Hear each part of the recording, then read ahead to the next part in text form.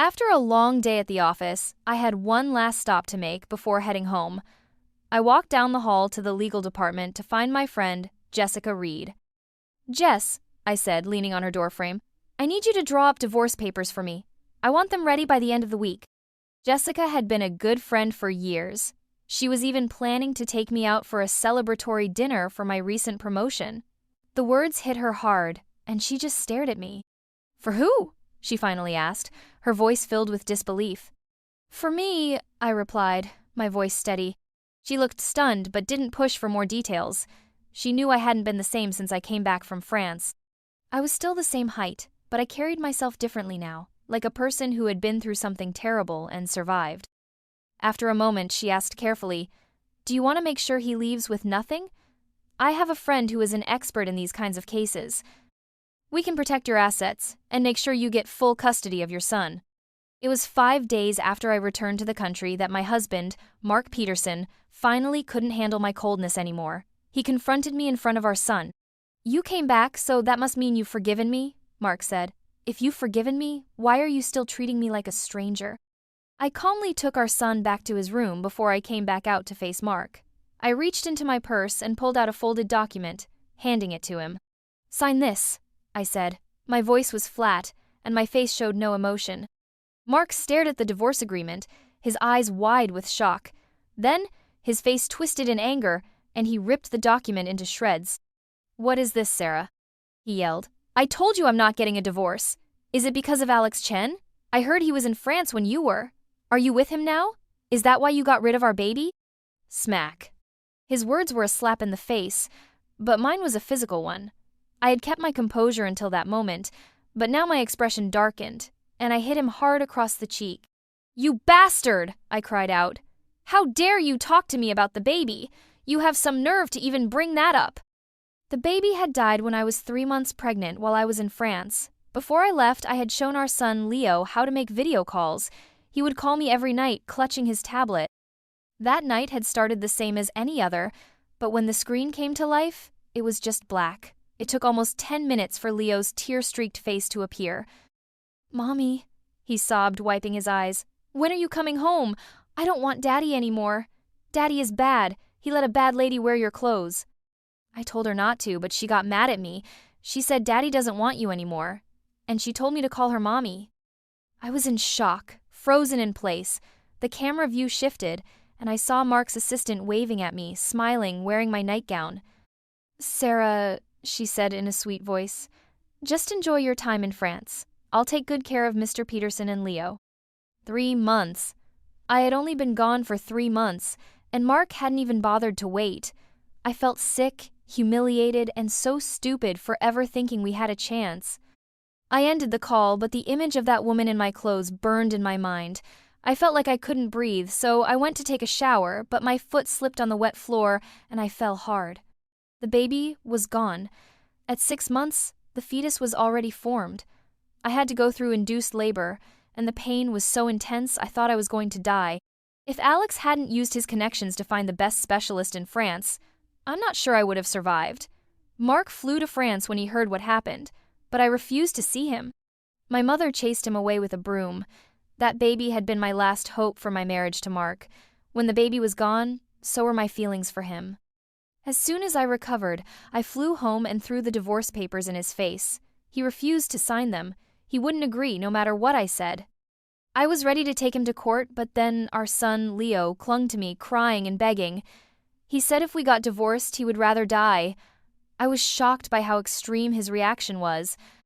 I asked him who had taught him to say something like that. Leo told me it was his grandparents. Furious, I went to confront Mark's parents. Instead of showing any sympathy, his mother looked at me with contempt. "So he cheated? What's the big deal?" she snapped. "It was just a fling. Men need some fun now and then. He only went to another woman because you weren't doing your job as a wife. This is your fault, not his. You should be ashamed." I stood there, completely stunned. I had always seen my mother-in-law as a sophisticated, educated woman. Her words felt like a slap. I could have cut all ties with Mark's family right then, but I couldn't ignore how fragile my son was. He was too young to understand betrayal, and it was tearing him apart. So, I decided to wait. But things only got worse. No matter how I tried to reassure him, Leo would panic and cry every time I mentioned divorce. I thought about filing the papers secretly, but that snake mark kept Leo with him at all times, making it impossible. I had no choice but to go back to France. I wanted to take Leo with me to get him some professional help, but he refused. In his mind, I was the one trying to break up our family. So the divorce was put on hold. Now that I was back, just looking at Mark made my stomach churn. I couldn't stand being in that house for another minute, but my mother begged me to stay. She said Leo had become quiet and withdrawn, and it was best not to upset him more. For my son's sake, I went back to that miserable house, but my patience was gone. "Mark," I said, my voice calm, "we were married for a long time. Let's not make this any messier than it has to be. Sign the divorce papers. You can have this house, and I'll take the one in the suburbs. We'll each take a car, and we'll split the savings down the middle." I glanced at the torn pieces of the agreement on the floor without any emotion. I pulled another copy from my bag and set it on the table. I had printed several, expecting he might do something like this. "I'll have custody of our son," I said. "If you don't agree, we can let the court decide. And Mark, I have proof of your affair. If this goes to court, you will leave with nothing. Let's end this with some dignity and part ways without causing any more pain." After we officially filed for divorce, I didn't have the time or energy to deal with my son's feelings. I just dropped him off at my parents' house. Mark's parents had gone back to their hometown and wouldn't be back for 2 weeks, which saved me from some immediate drama. I had just been promoted and was swamped with work. I desperately needed an assistant. When the HR department sent me a list of candidates, I spent a long time looking at one resume. It was Chloe, the same Chloe who had been Mark's assistant. At first, I thought it was a mistake. I looked closely at the photo, and once I was sure, I tossed the resume on my desk. "She'll do," I said flatly. During lunch, the new HR manager came to see me. She explained that Chloe had been with the company for a year and had just taken 10 days off for a personal matter. She was due back the next day. The HR manager used to work for me and was still loyal. She warned me that Chloe couldn't be trusted, that she was a schemer and shouldn't be given any real responsibility. Chloe's name wasn't supposed to be on the list. The manager thought a subordinate added her by mistake. She had actually picked out a few top performers for me to choose from. In the end, I chose 2 people, one who was genuinely skilled, and Chloe, whose resume was clearly not up to par. On Chloe's first day back, I publicly slammed a stack of papers on her desk. "You idiot!" I snapped. "I asked for a proposal, not a research paper. Did you just copy and paste this from the internet?" On her second day, I accidentally spilled hot coffee on her. "Are you trying to kill me with boiling coffee, you clumsy fool? How did you even get this job?" On the third day, I sent her on a 50-kilometer trip to get supplies from a factory, then sent her another 20 kilometers to buy desserts for the team. On the fourth day, I made her work overtime to tape together 10 shredded documents from the trash, only to tell her to shred them again the next morning. On the 5th day, I told Chloe her proposal was finally good enough and had her present it at the morning meeting.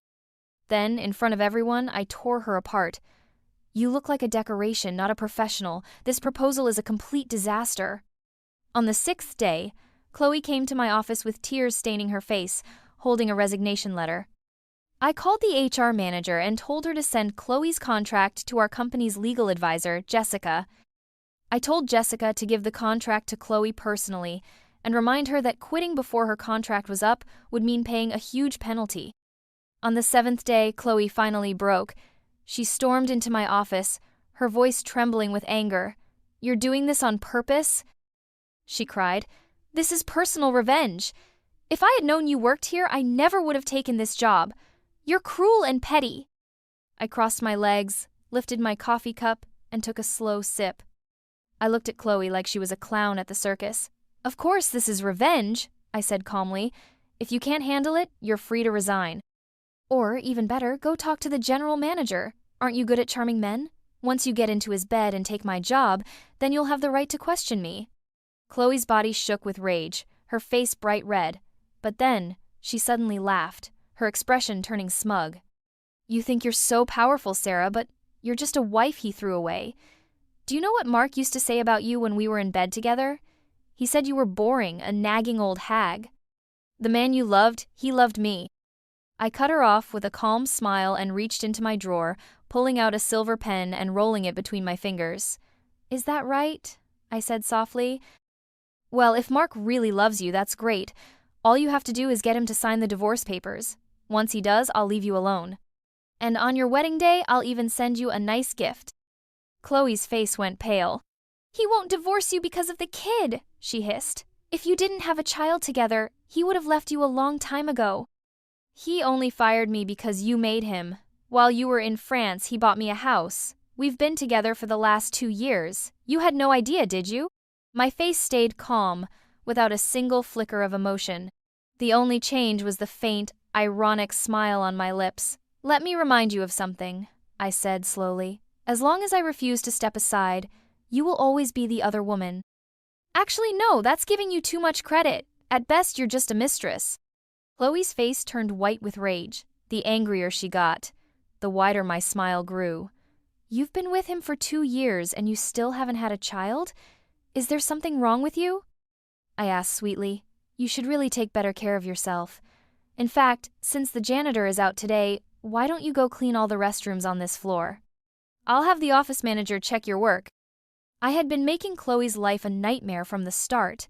Jessica, the lawyer, had even added some tricky wording to Chloe's contract, just enough to scare her out of quitting. So instead of leaving, she started spreading rumors about me.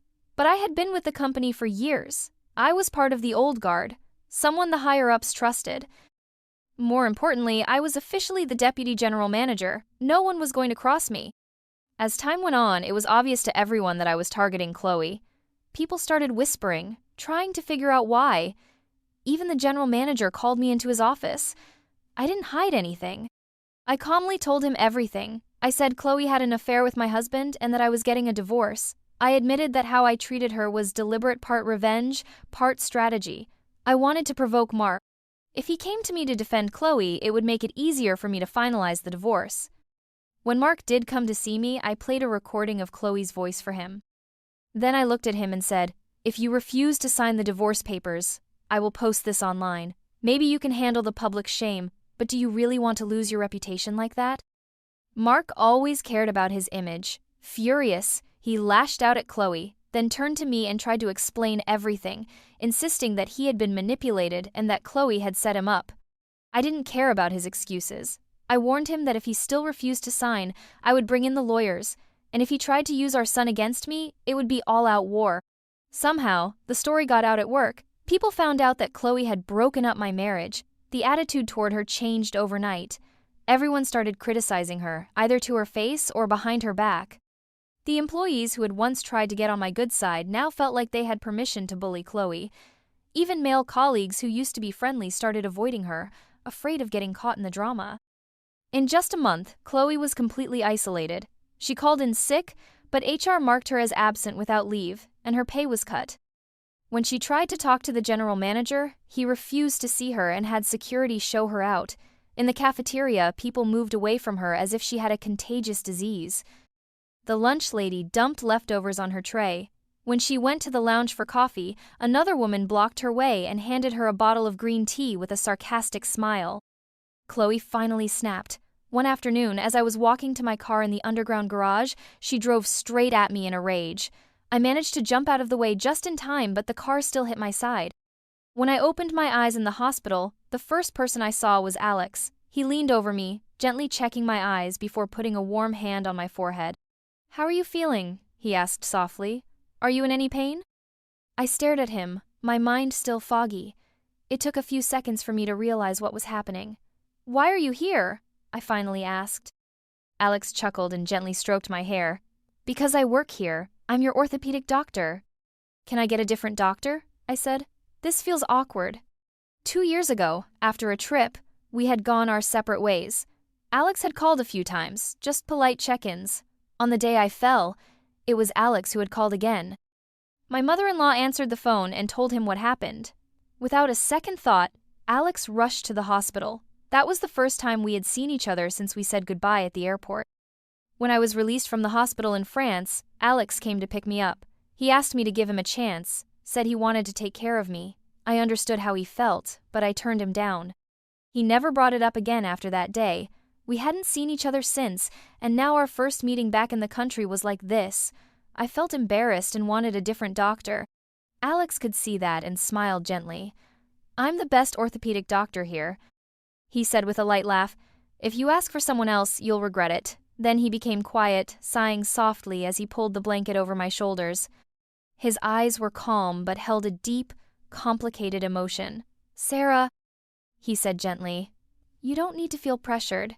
Just think of me as your doctor. And don't worry, even though I haven't given up on you. I won't try to pursue you again until your divorce is final," he continued with quiet resolve. "I thought about letting you go, I really did, but life keeps showing me that we're connected. If you were happily married, I would have never interfered. But if you do get divorced, no matter how many times you turn me down, I'll keep trying, even if it takes a lifetime."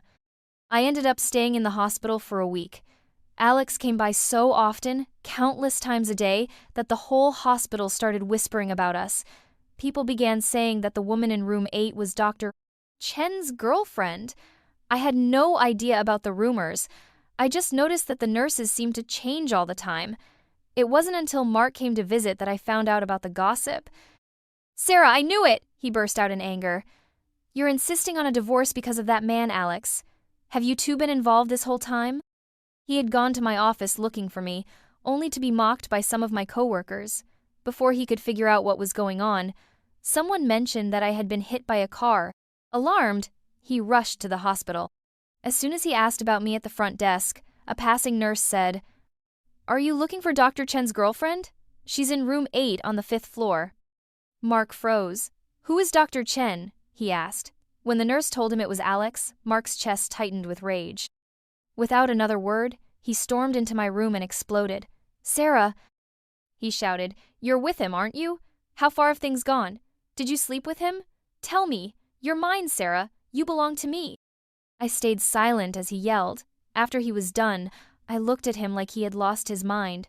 "You're sick," I said coldly.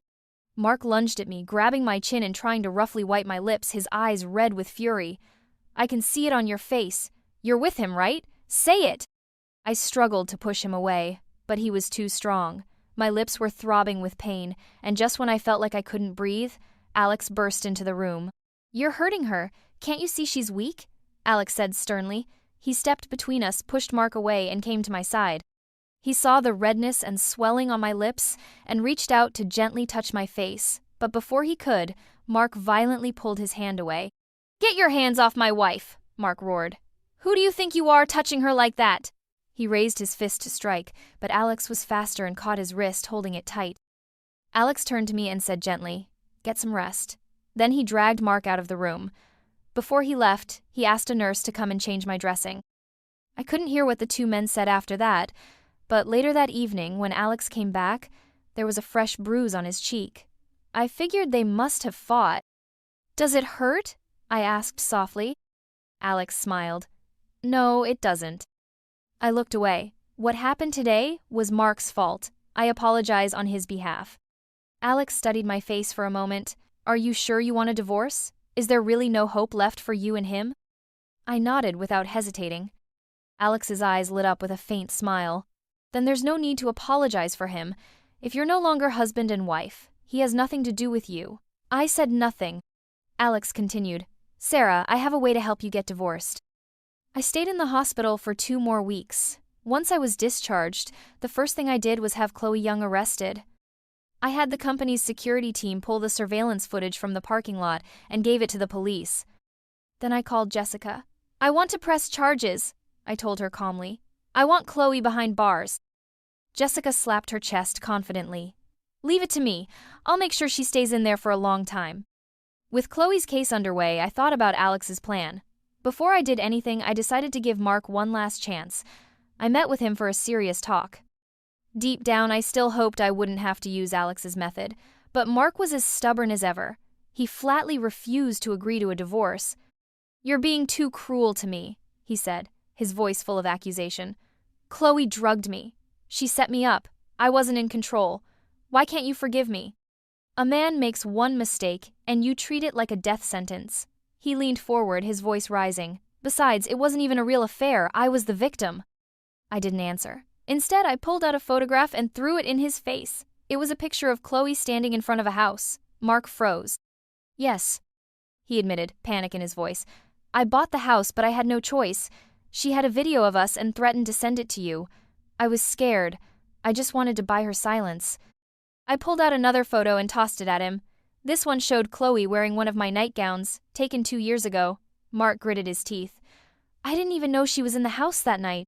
I was at a dinner party. I had no idea Chloe had gone to our home, let alone that she would wear your clothes.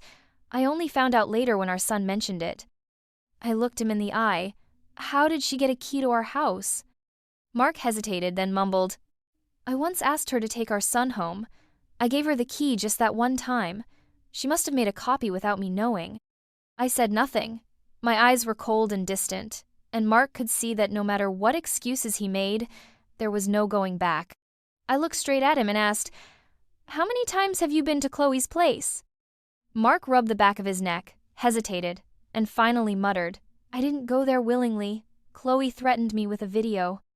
I only went there to try to delete it. He buried his face in his hands, groaning. I couldn't let you see that video, Sarah. I couldn't afford a divorce. So, every time she threatened me, I gave in. I had no choice. His voice trembled. She made countless copies. Every time I deleted one, another would appear on my phone. She said if I didn't do what she wanted, she would send it to you. To protect our marriage, he said, I had to compromise. I never expected Chloe to be so relentless. If you hadn't sent her to prison, Sarah, I swear I might have killed her myself. To me, his whole story sounded like a pathetic joke. He still refused to sign the divorce papers. With a cold stare, I slapped him hard across the face, then kicked him in the shin before turning and walking away. Just before I left, I threw one last comment over my shoulder. A fly only lands on a cracked egg, and a dog never stops digging through trash. The very next day, Mark received a formal letter from my lawyer. Still, he refused to divorce me. At the court hearing, our son, Leo, burst into tears, wailing and clinging to me, begging me not to leave his father. My heart ached, and in that moment I couldn't go through with it. I asked for a pause in the proceedings. Afterward, I turned to my mother. Who brought Leo to court today? I asked you to stay home with him. My mother replied, Mr. and Mrs. Peterson came to pick him up an hour before I was supposed to. That evening, I locked myself in my room and stayed there all day. At 8:00, I sent a message to Alex. Then I sent one to Mark. By 10:00, Mark arrived at the hotel, following the address I had texted him. The room was on the 3rd floor. In my message, I had said I wanted to have a calm conversation about the divorce. I didn't want to go back to that house, so I suggested we meet at a hotel. At the front desk, Mark was told a room key had been left for him. Hopeful and relieved, he took the key and went to the room. He thought I had changed my mind, but the moment he opened the door, he froze. His blood ran cold. Scattered across the floor were men's and women's clothes. On the bed, 2 naked bodies were tangled together. Even more shocking were their faces, knew both of them. I opened my eyes lazily and glanced at Mark without any panic. Then I shifted under the blanket and snuggled closer to Alex's chest. In a soft, sleepy voice, I said, Why are you here? I thought I told you not to come. I reached over and tapped Alex's cheek. Give me your phone, please. Alex smiled, tilted my chin up, kissed me on the lips, then picked his phone off the nightstand and handed it to me. The two of us continued our little act as if no one else was in the room. Mark stood there, his face pale with fury, barely holding himself together. I leaned comfortably against Alex's shoulder, and he gently wrapped his arm around me. Oh no, I said suddenly, looking at the screen. The message didn't send. I turned to Alex and pouted playfully. This is your fault, I said. I told you to take it slow, but no, you had to rush everything. Now look what happened. The message telling him not to come never got sent. How awkward. Then I turned to Mark and smiled sweetly. Well, you caught us. What are you standing there for? You should be taking pictures. After Mark stormed out, Alex threw back the blanket. Both of us were still fully clothed from the waist down. My upper body was wrapped in a tube top. Alex picked up my jacket from the floor and helped me put it on. Then he put on his own shirt. He sat beside me and asked, Do you regret it? I shook my head. No, Not if it gets him to finally sign the papers. I don't regret anything. I fell silent, staring blankly ahead. Alex watched me for a while, then in a sudden move, he leaned over and gently pinned me beneath him. "Sarah," he said softly, "let's stop pretending. Let's make this real." My eyes widened in shock. I scrambled out from under him and ran. Alex sat back, watching me go, a faint smile on his lips. He had expected that. He never intended to take advantage of me, he just wanted to tease me. 2 weeks later, Mark finally signed the papers. He said he couldn't get over what he saw at the hotel. I found his words ridiculous. If that was all it took, I should have followed Alex's advice from the beginning. Once the divorce was final, I blocked Mark's number, deleted him from all my contacts, removed him from social media, and erased every trace of him from my life. I sold our suburban house and bought a small apartment closer to my office. I moved in with my son, Leo. Although I had full custody, I never stopped Mark's parents from seeing their grandson. The elderly couple came to me in tears, begging me to reconsider, but I ignored them. Later, it seemed they had learned from Mark about my relationship with Alex. They stormed into my apartment, accusing me of being unfaithful during the marriage and ruining their son's name. I tried to explain, but their shouting only got worse. Finally, I had security escort them out and told them not to come back. Mark's mother caused a scene in the courtyard, yelling and crying. Eventually, my own mother came to confront her. Neither woman backed down, and they ended up grabbing each other's hair and getting into a full-on fight. In the end, my mother won, and Mark had to pull his mother away. After that, the Petersons never showed up again. The peaceful life we once had was completely gone. Everyone had shown their true colors. I could only sigh and accept that this was my new reality. After the divorce, I threw myself into my work and taking care of my son, but Leo wasn't doing well. He became even more withdrawn, sensitive, and barely spoke. Some days, I would come home from a long, stressful day at work to find him quiet and unresponsive. My frustration would build until I snapped and raised my voice. Leo would burst into tears, and then I would have to force myself to calm down, hold him, and soothe him. Toward the end of the year, things got worse. Work was overwhelming, and Leo started refusing to go to school. On top of that, my father had an accident while out for a walk and had to be hospitalized. My mother had to stay at the hospital to look after him. I was stretched thin, barely keeping it all together. With my hands full at the office and Leo refusing to cooperate, I could only ask my mother to take him to the hospital with her during the day. In the evenings, I would go pick him up. One weekend, my company had a dinner, but I was too tired to go. I went straight home and collapsed on the bed. In my sleep, I sensed someone entering the room. Startled, I sat up, thinking it was a burglar. But in the living room, I saw Leo standing there. My heart sank. I had forgotten to pick him up from the hospital. I rushed over, scooped him into my arms, and asked, "How did you get home, sweetheart?" Leo pointed toward the kitchen and said softly, "Uncle Chen brought me back." I turned around, stunned. Alex was standing there, holding a bowl. When he saw me, he offered a gentle smile. "Leo was getting restless at the hospital," he said kindly. "So I brought him home. You haven't eaten yet, have you? Go wash up, dinner is ready." I stood frozen for a moment, watching Alex's tall frame move gracefully around the room. How long had it been since someone cooked for me? I could hardly remember. Probably back in our first year of marriage, when Mark used to have warm meals waiting for me. That was 7 or 8 years ago. I had almost forgotten that Mark even knew how to cook. On the table were all the dishes Leo and I loved. I looked at Alex with surprise. He explained with a smile that he had asked my mother about my favorite foods before leaving the hospital. He told me to focus on work and not worry about my parents. He had already arranged for nurses to look after my father and had spoken with the doctors. I was deeply touched and thanked him. Alex just reached out, patted my head lightly, and said I should get some rest. I looked at him quietly, my heart full. I knew that since the divorce, Leo had been wary of any man who got close to me. He had been so against the separation, largely because Mark's parents had planted the idea in his head that I would remarry and abandon him. Strangely, though, Leo seemed to accept Alex without any issue. During dinner, he even put food on Alex's plate and later turned to me and said, "I want to go back to school tomorrow. Can Uncle Chen take me?" I felt relieved, but also confused. I jokingly asked Alex if he had cast some kind of spell on my son. Alex chuckled. "It's a secret between men," he said with a twinkle in his eye. "You just need to take care of your work, eat well, and rest. Leave the rest to me." At the end of the evening, I asked him how he had gotten into the apartment. He said my mother had given him the spare key. I didn't say anything more. After dinner, I walked him to the door, but instead of leaving the building, Alex walked directly to the apartment across the hall. He turned back and smiled warmly. "Sarah," he said, "I live right here. If you need anything, just knock, or you can come in any time. The code is your birthday." I stood there in silence, watching him walk away, my eyes following his steady steps. Leo had become Alex's little shadow. No matter how hard I tried, I couldn't figure out the secret connection between them.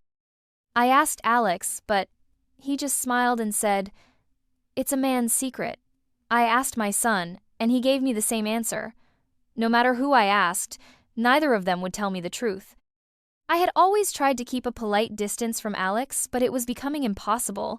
Leo found every excuse to run over to Alex's apartment. When I finished cleaning and couldn't find Leo, he was at Alex's. When I came out of my study and my son was gone, he was at Alex's. Even when I called home and no one answered, I would go next door and knock, and sure enough, Leo would be there. What really confused me was how Leo had started to see Alex as some kind of hero. He idolized him, relied on him, and adored him way too much. Sometimes, I felt like I wasn't Leo's real mother. Alex seemed more like his father. For example, when a pipe burst in our house, I had just found a plumber's number when Leo ran out the door and knocked on Alex's. He grabbed Alex's hand, looked back at me with a cheerful smile and said, "Uncle Chen can fix anything." Or when I came home from work, ready to help Leo with his homework, he would already be heading to Alex's house with his backpack. On his way out, he would grab the fruit I bought and say, "Uncle Chen teaches better, the fruit is for him." Or when I planned to take Leo to the amusement park, he would call Alex in excitement. But when I sternly said that Alex couldn't come, Leo burst into tears, ran into his room, and shouted, "If Uncle Chen isn't going, then I'm not going either." Or when I was exhausted and fell asleep on the couch after work, I would wake up to find dinner already made. Alex would be sitting nearby, playing with Leo, the two of them waiting for me at the table. Leo would hold my hand with one hand and Alex's with the other, smiling up at me and saying, "Uncle Chen made your favorite, 8 treasure rice." Or when I got sick, Leo's first instinct was never to call my mother or a doctor. It was always Alex. In my feverish days, I would always open my eyes to see Alex by my side. He would stay all night, taking care of me, not leaving until my fever broke. And before he left, he would gently tell me, "There's warm millet porridge on the stove. Eat it when you wake up." Or when there was a parent-child day at school, Leo finished breakfast early and immediately went to knock on Alex's door. I tried to stop him, reminding him not to bother others. Leo's eyes turned red with frustration, and he looked crushed. "If Uncle Chen doesn't go," he said, "then Mommy, you shouldn't go either." That was the day I lost my temper. Furious, I raised my hand and hit him. Leo cried, heartbroken, and though I instantly regretted it and tried to hug him, he pushed me away. "Other kids have both a mom and a dad," he shouted. "I don't have a dad anymore. I only have Uncle Chen. If you go alone, I'll be laughed at." After that fight, Leo packed his things and moved into Alex's home. I felt helpless, trapped. I didn't want to upset my son further, so I quietly asked Alex to look after him for a while. I threw myself into work, just to stay busy. But every night, I came home to an empty house, drowning my loneliness in alcohol. One evening, Alex let himself in. I hadn't turned on the lights. I was curled up on the couch, lost in silence.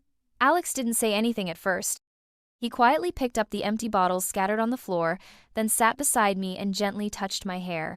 His voice was soft as he said, "Sarah, do you know why I brought Leo home from the hospital that day?" I shook my head and took another drink from my bottle. Alex took it from my hands, and I tried to grab it back. "Sarah?" he said gently, "I'm only going to say this once. If you keep drowning yourself like this, then whatever is between you and Leo, you'll have to figure it out on your own." I stopped struggling. Alex picked up a blanket, covered me with it, and guided my head to rest on his shoulder. "Your divorce from Mark was a huge blow to Leo," he said. "Children are more sensitive than we think. They understand far more than they let on."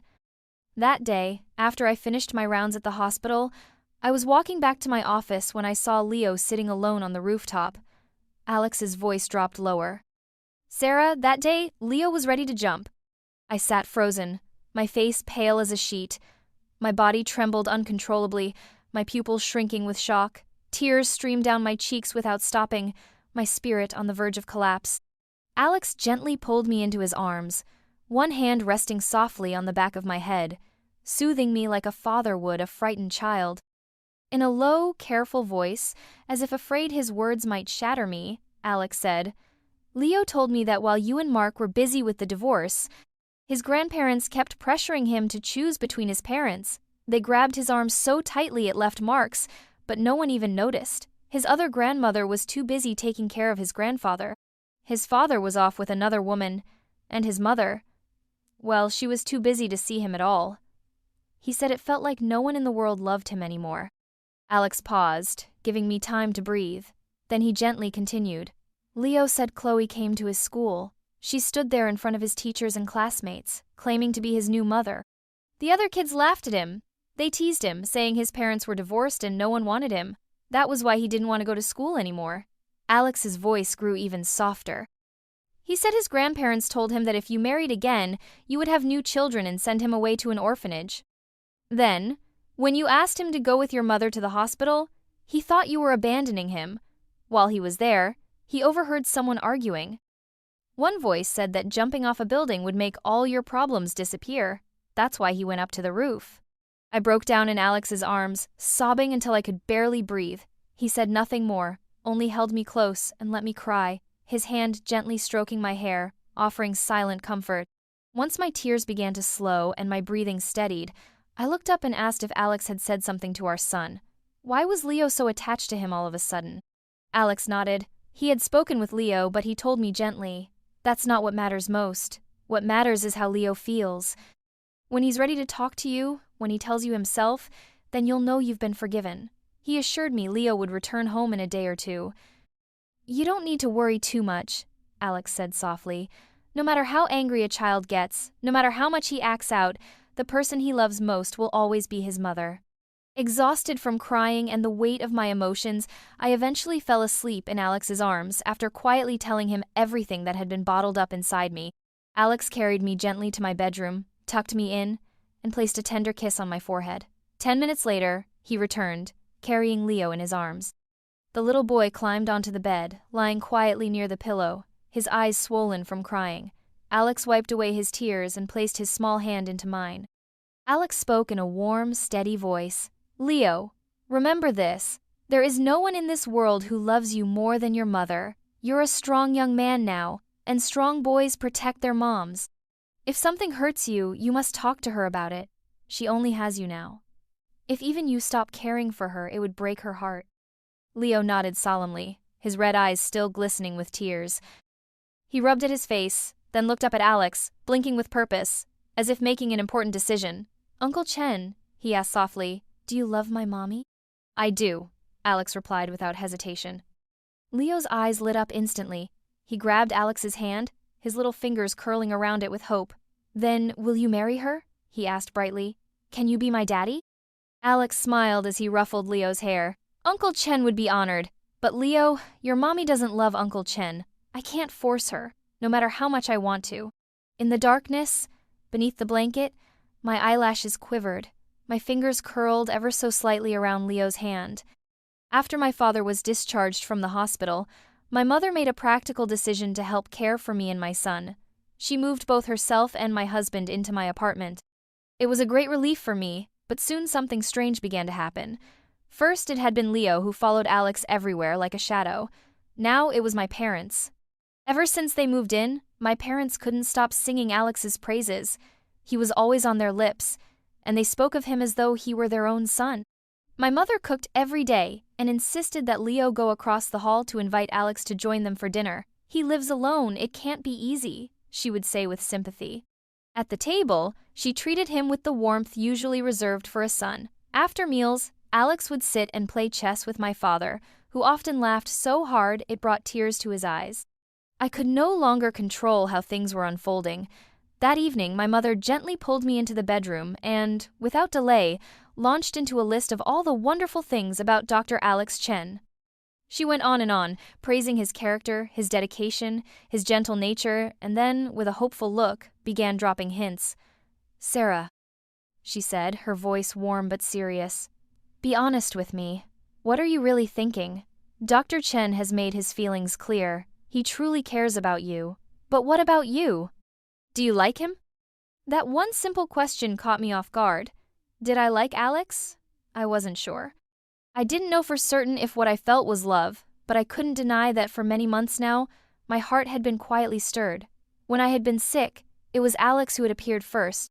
In my weakest moments, when I most needed comfort and care, when my heart was at its most fragile, it was Alex who had stayed by my side. Had he come to me with grand gestures or bold declarations of love, I might have turned away. I might have assumed he had ulterior motives, might have dismissed him entirely. But Alex had done the opposite. He treated me with the deepest respect. His presence was calm, steady, and filled with a kind of quiet affection I couldn't ignore. In all these years, aside from Mark during their early courtship and the honeymoon phase of our marriage, only Alex had made my heart skip a beat. What he gave me was not dazzling passion or poetic promises, but something far rarer, a profound sense of security. His shoulders were the kind I could imagine leaning on. And yet, I couldn't give him an answer. I felt uncertain. I didn't know how long my feelings would last. I was afraid that this might just be a fleeting moment of gratitude, not true affection. I was afraid that even if we got together, things might change again. I had already been through too much. I was tired, and I couldn't afford another emotional storm. Seeing the hesitation in my eyes, my mother let out a sigh and gently patted my shoulder. "My dear," she said softly, "life is long, but a man like Dr. Chen only comes once in a lifetime. Mark left you with a desert in your heart, but Alex, he is the one planting an oasis in that desert. He understands your silences, stays beside you quietly, and gives you warmth when no one else does. If you let him go, you may never meet someone again who knows how to love you slowly and truly." Every single day. After my mother left, Leo tiptoed into the room. He climbed into bed beside me and snuggled into my arms, his voice soft, sweet, and full of innocent hope. "Mommy," he said, "Uncle Chen said he really likes you. Will you marry him? That way I can have a daddy again, and someone to love you too."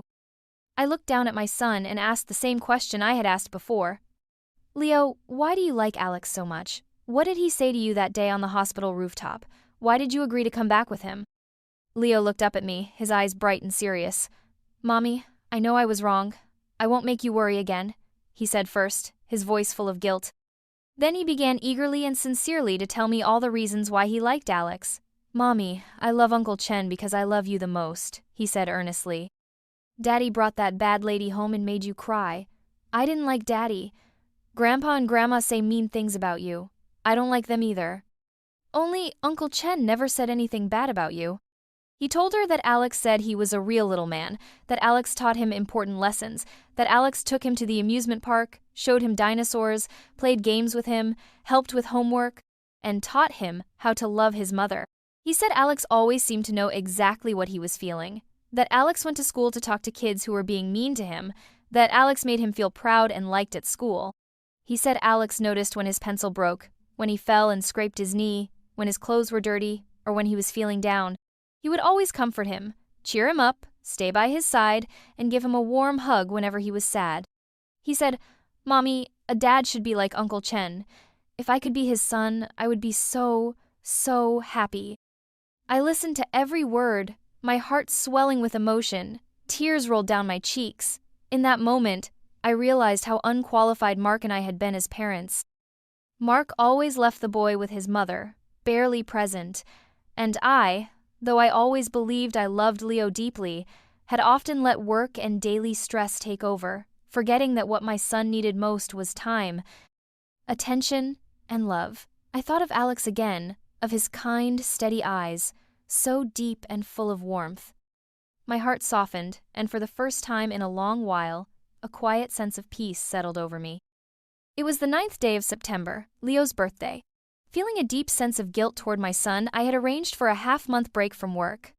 I wanted to take him on a special trip, just the two of them. Disneyland was at the top of his wish list, and he had never stopped talking about the endless grasslands of the northern plains. On the morning of his birthday, I started preparing early. I picked up a cake from the bakery and carried it home, my mood light and full of anticipation. But as I approached my building, all my joy vanished in an instant. Standing by the entrance in a crumpled light blue shirt was a figure I recognized immediately. It was Mark. Before I could turn away and leave, Mark rushed up and grabbed my arm. With one forceful pull, he drew me into his arms. "Sarah, I'm sorry. Please come back to me," Mark said desperately. "I can't breathe without you. I can't live without you. I miss you so much.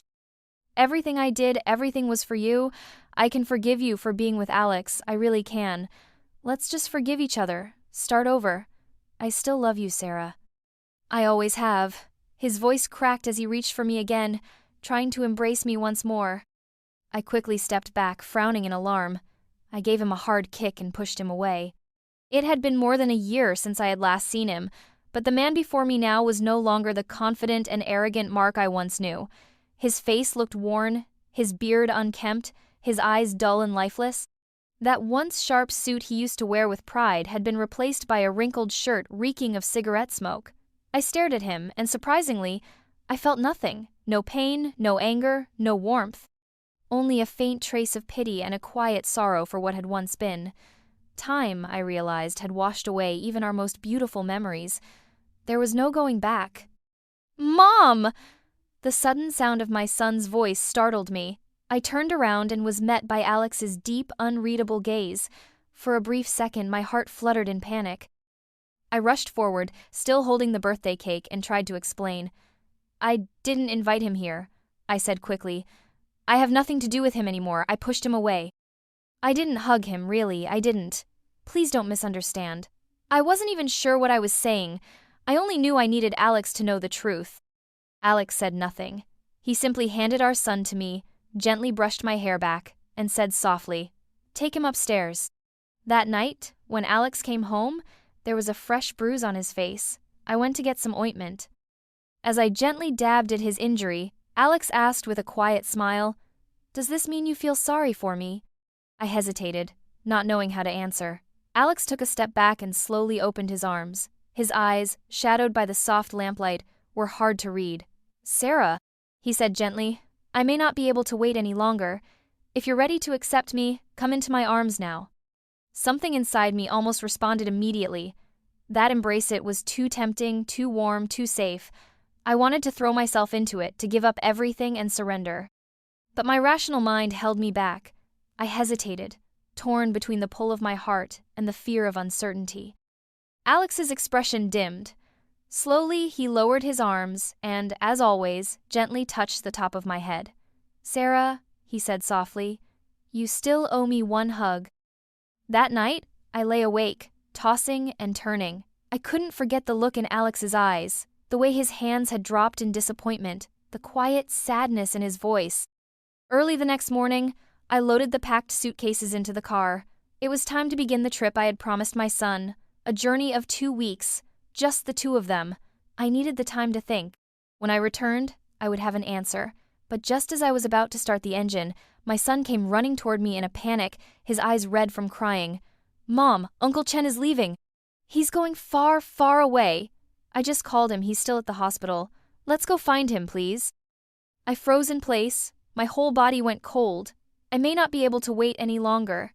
Now I understood what he had meant. That was his goodbye. He really was leaving. I jumped into the car and sped all the way to the hospital, but I was too late. "Dr. Chen left this morning," the head nurse said with a sigh. "He used to be with Doctors Without Borders. He came back 3 years ago because he met someone who made him want to settle down. No one knows why, but he decided to return to that life. We only found out this morning. There wasn't even time to say goodbye." I stood there in shock, my mind a blur. Without thinking, I turned around, got back in the car, and headed straight to the airport. Alex's phone kept ringing, but no one answered. Panicked, I rushed up the stairs, from the first floor to the second, then from the second to the third, calling his name as I searched every hallway. My voice echoed through the building, growing more desperate with each passing second. By the time I reached the 3rd floor, I was out of breath, my heart pounding wildly. Still, there was no sign of him. Desperation took over. My legs gave out beneath me, and I collapsed onto the floor, covering my face with my hands. I began to sob. I wanted to run downstairs and use the loudspeaker to call for him, but my body wouldn't move. Then, from behind me, a familiar voice called my name. Startled, I turned around quickly, and there he was. Alex! Tears burst from my eyes again, but this time they were mixed with joy. I laughed and cried as I scrambled to my feet. We stood about 10 feet apart. Alex looked at me gently and asked, "Why did you come after me?" I sniffled and replied, "I came to return the hug I owe you." Alex chuckled and dropped his suitcase. He opened his arms wide again and said with a smile, "Sarah, if you're sure, then come to me. But no changing your mind this time." I didn't hesitate. Ignoring the stares around them, I ran straight into his embrace, throwing my arms around him. I held him tightly and cried while pounding lightly on his back. "You idiot," I said through my tears. "You scared me to death. I thought you really left." Alex wrapped his arms around me and rested his head on my shoulder. His eyes were warm, shining with emotion. Over my shoulder, he saw Leo in the distance, grinning proudly and flashing him a victory sign with his fingers. Alex chuckled fondly at the boy's mischievous triumph. He whispered into my ear, "I told you, you owed me a hug. I've waited too long for this. There's no way I would give up that easily." I lifted my head from his chest, my eyes still moist, filled with gratitude and peace. A smile bloomed across my face, and my cheeks turned a gentle shade of pink. I wrapped my arms around his neck and said softly, "Buy one, get one free. No returns allowed." Alex grinned. "That's exactly what I was hoping for." "So," I teased, "after waiting this long, one hug isn't really enough, is it?" Trying to suppress his laughter, Alex glanced at Leo and gave him a playful wink.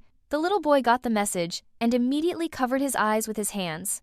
Alex leaned down and kissed me, tender and slow, filled with affection and warmth. Later, when Alex handed me a plane ticket, I was stunned. That was when I realized everything had been planned. He and Leo had been working together all along, keeping the secret from me. He had quietly asked our son to check my phone for flight information, found the flight number, and booked a seat on the same one. "My love," Alex said with a grin. "Look at this. I even got the seat on your right. I told you we were meant to be." I blushed and playfully swatted his arm. "Who's your love? Don't call me that." I held Leo's hand, the little boy bouncing with excitement, while Alex firmly held on to my other hand. With his free hand, he pushed the suitcase along and leaned in to whisper, "Leo said he wants a little sister." Later, I asked him quietly, "Why were you so sure that I was the one?" Alex only smiled and said nothing. 3 years ago at a school reunion, he heard I would be attending. That was the reason he came back from abroad. If I had been happily married, perhaps he would have stayed a lifelong volunteer doctor, traveling the world without roots or attachments. He was an orphan. He had no home, no family. Only one memory remained steady in his heart, a soft glow like moonlight. He had fallen for me in high school, at first sight, and ever since, I had never left his thoughts. He could never quite explain why. He only knew that I was the one who felt right. And now, finally, his waiting had paid off.